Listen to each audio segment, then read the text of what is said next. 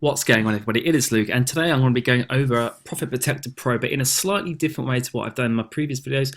I'm actually going to be going over the settings that I have for the repricer, what I do, why I do it.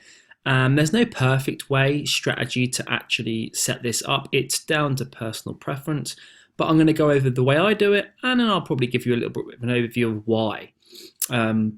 So I've actually gone straight into the analysis tab up on the top here to kind of give you a little overview of what's going on. So the great thing about this now is it gives you this really cool like all-time profit booster, so either 30 days or all time. Now over December, because this is the 30 days, so around the end of December I actually looked at this and it was around like the £5,500 mark or something like that.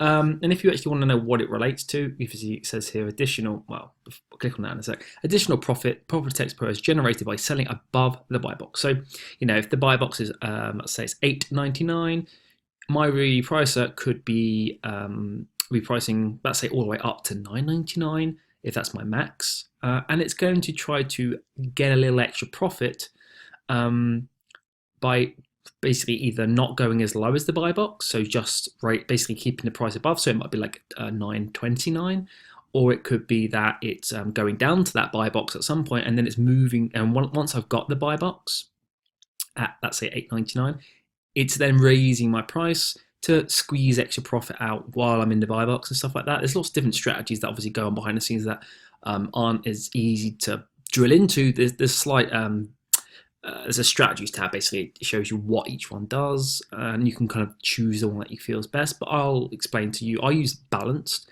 and I'll show you what that means in a sec.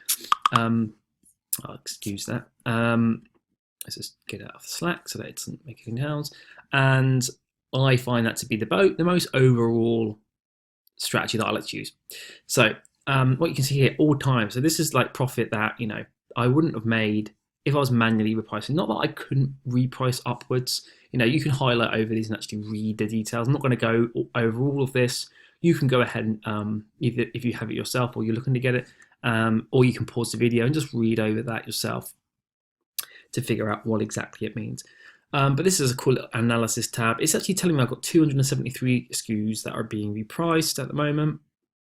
But I have about 600 listings, but it might be that, definitely with the time of year it is January, I'm restocking a lot, so it's probably not as high as it really should be because I'm out of stock on a lot of lines that I'm slowly just restocking across the board now. At the moment, for the whole of Jan, I'm going to be just trying to basically get that into a nice position by the end of January, beginning of Feb, for the rest of the year. Not that I'm not going to be making sales in January, but my aim was 40,000. It's probably going to be 60 grand, but not much difference. 20 to 80 grand, you can do that in a second these days on Amazon. So but really looking to push the 100 grand a month mark pretty soon, coming March time. That's the kind of plan. So it's mostly focusing on just that restock. So, and it's telling you reprice today. So it will also use need min maxes. So it's telling me there's some that don't have min maxes. That could be a reason. Sometimes you might want to choose to do stuff manually. You don't want it to be repricing at the buy box at the lowest price. If it's not going to, obviously on here, it's not always going to raise my prices or reprice products because I'm always at the buy box, and it needs to be at the buy box to be getting sales for whatever reason. So there are times where products won't massively be moving or being repriced because of certain conditions, but that's why I let the software do it for me. And then it has other bits of data that you can look over yourself. And then there's obviously your inventory where you can go in and put your minimum, your maximum, and then set your strategies against each product. Bulk inventory upload if you want. I normally do it manually because I like to get hands-on with the products, definitely at the beginning. If it's a new product, I really like to understand what's going on, not to be oblivious. Later on you can get virtual assistants to sort of play around with it, but at the beginning I like to do the first initial stage myself. So we'll go ahead and click the strategies here, and it will just give you a really interesting overview. So occasionally I will use a super aggressive dominator. It could be that I have expired products that are coming up to be expired and I need to get rid of them ASAP. So I'm looking to just push the sales through to get them clear. Or it's stock that I just have had tied up for ages, and again, I want to do that. But I might do that with the aggressive sales generator if I'm looking to get rid of old stock, because you still want to make a bit of profit, but you also want to push your sales.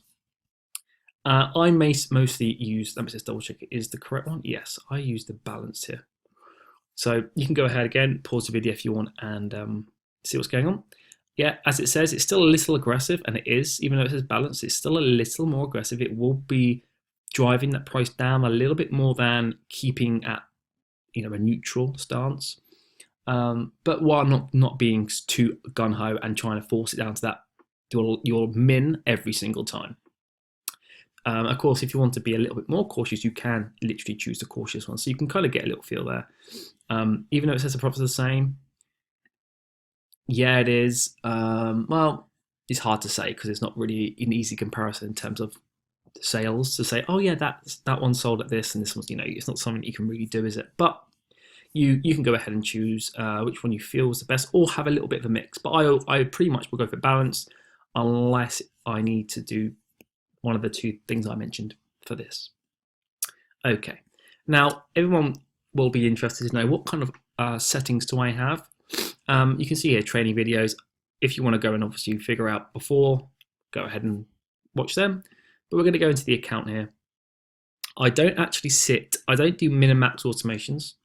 Not that I might not do in the future, but I like to keep things simple. I don't need to be too fancy with automations. It's, this is already an automated software. It's repricing my product. I don't want to overcomplicate it if I don't need to. If things are working perfect as they are and well and good, and then that's good for me. So let's just go on to account details. So obviously this is me, my details. I'll block out some of this. So I've got my default repricing strategy is balanced, and I let it go. So I enable sleep mode, and I have stop reprice at 2 in the morning and restart at 3. Now, what does that mean? It means that I am basically moving my price. Let's say it's at the buy box, $8.99. Overnight, it's going to go back up to my max.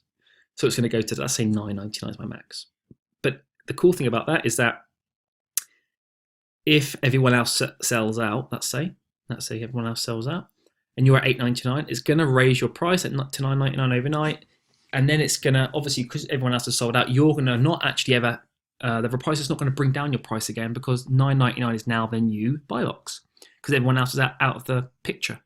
And if you do it manually and you leave it at $8.99, well, you're going to sell at $8.99 when you really could have raised that price. But because as you add new ASINs over time, it's very easy to forget what's going on, and you're not quick enough. You might go, oh, let's go and check that ASIN today. You go and check it, and you're like, oh, I could have, like the next FBA seller above me is at $12.99. Well, okay, then set your max to $12.99, and then let it play at slightly bigger parameters. So let min $8.99, max $12.99.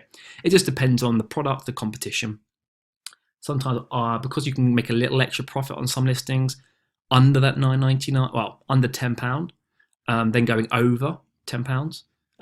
If, for example, $9.99 can make more profit than $10.49 in some cases on Amazon, just because of the type of product it is and stuff. So I sometimes like to cover myself for it to go raising too high and actually making me less profit. I like to keep it. I'd rather do the volume. I play that. That's my bread and butter. I do volume, so I'd rather just make some more sales at $9.99, even though it could eventually go to $11.99, and I might manually keep an eye on competition on my really good products that I'm making, could have an opportunity. Definitely over Q4, I will be a lot more manually repricing on my top sellers to try to eke out. You can sell 1,000 in a month, and you can get a quid extra against 5 listings. That's $5,000. And that definitely happens a lot over Q4. So here, reset to max prices during sleep. Yes, because I want it to go back up. And then what can happen is if it goes back up and everyone else has gone back up to $9.99, you can start making sales. You can at that higher price in the morning, and as the day goes through, and your price is repricing, and so is everyone else's, the price will potentially go back down to that $8.99 by the afternoon, the evening, or sometimes in the morning. But in the very first thing in the morning, you might start making sales at a higher price than you did yesterday, because it's repriced. Everyone else, or a lot of people, are repriced, and then Amazon do give you the buy box for a bit, and you make sales at a higher price. If you just do it manually, and like on Amazon, the Amazon repricer, once you've got to the $8.99, it doesn't reprice up unless it's changed, and it but I'm not aware of that. It never used to reprice up, and you're always going to be stuck at the price it eventually got down to, which is usually your bottom price on most cases over time. And I also do reset the buy box winners. Now, I used to think, well, do I want to reset buy box winners? If I'm winning the buy box and I'm doing volume, is it worth leaving that off so that I'm always in the buy box? I'm not going up to a higher price and potentially forcing myself out of the buy box for a small amount of time in the morning if I want to be making sales because I can keep getting the supply. And I found there isn't really a right answer, but I found that overall, that definitely over Q4, and maybe you need to adapt a slightly different strategy for the rest of the year, is that because a lot of people sell out fast and the price does fluctuate a lot more over the Q4 period, that or for example, like now the COVID lockdowns and stuff, it's still apparent now because people are selling so much more volume of their products that competition and prices move a lot, and you don't want to be just like that example I gave a little minute ago.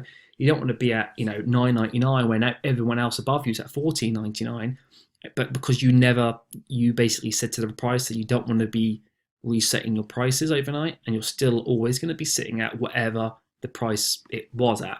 And I'd rather lose a couple of sales in the morning, but have 10 listings potentially be forced up in price, and that offsets any sales in the morning, for example.